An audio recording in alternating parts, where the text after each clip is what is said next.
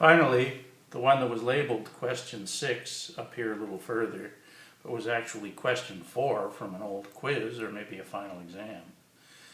It said that the figure shows a liquid flow that isn't static, bounded by a stationary wall on the bottom and air on the top.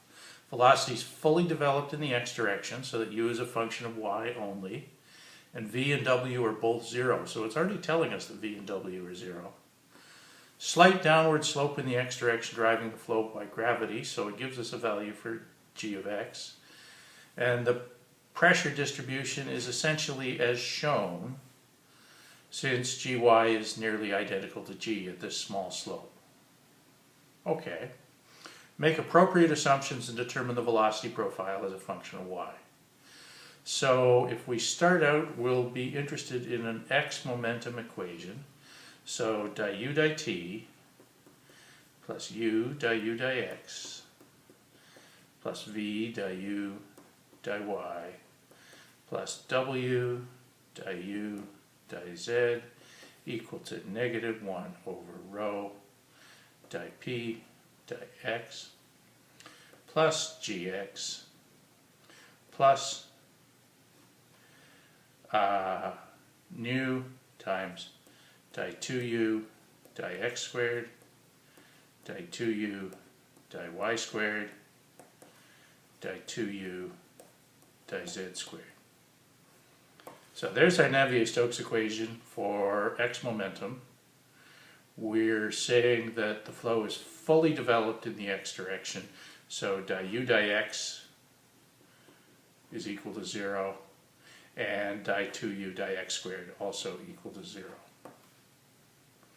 We can treat this flow as two-dimensional, so that nothing interesting is happening in the z direction.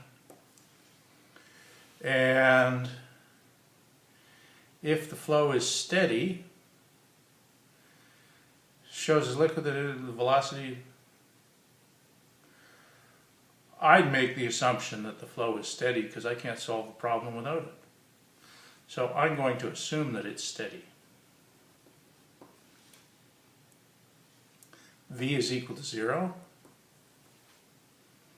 P dx, P is a function of y only, so that term will go away. There's no pressure gradient in the x direction. And we're left with just di2u dy squared and g of x. So we'll wind up with di2u dy squared equal to g of x divided by nu.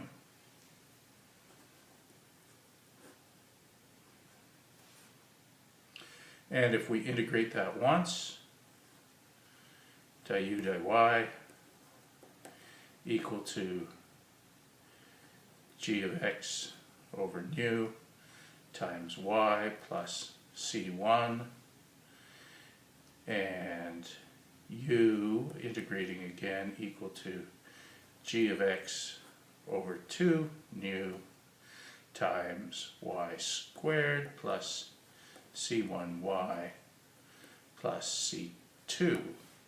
So there's my integration. I've got a parabolic equation, looks like that. That makes sense. And, oops, and I missed a negative sign all the way across here.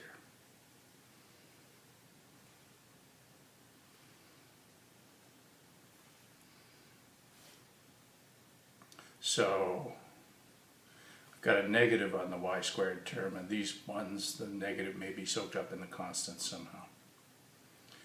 So first off, there's going to be a negative term on the y squared, and it may have a c1y, because when y is equal to 0, that c2 is going to be 0, because u is equal to 0 when y equals 0.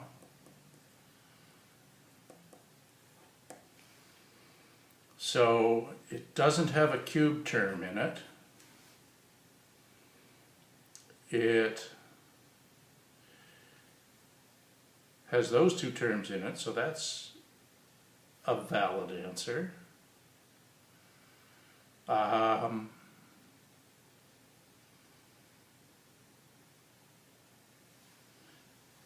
now what's C1 going to be?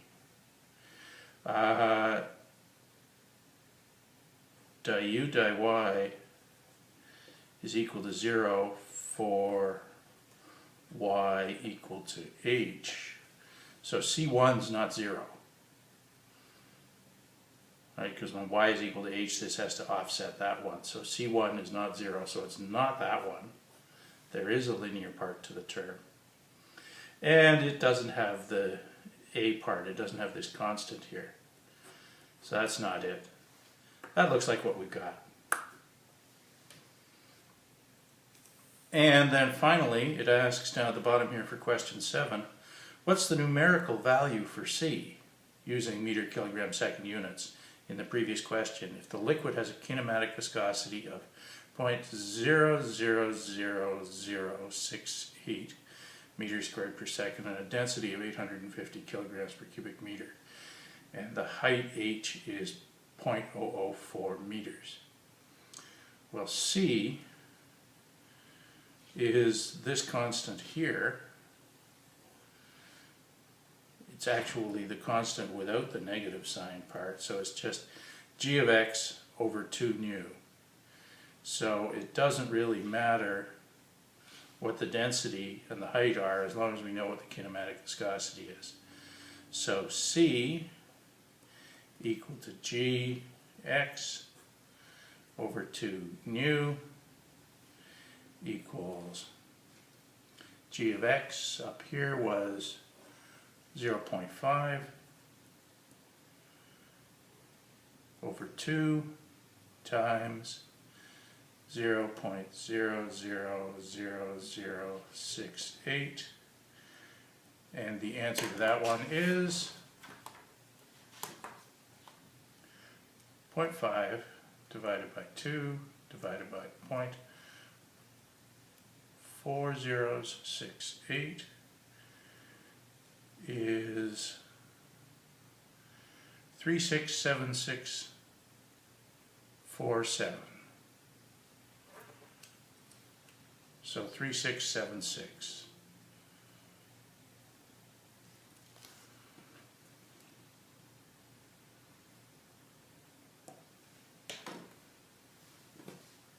And that answers our question 7.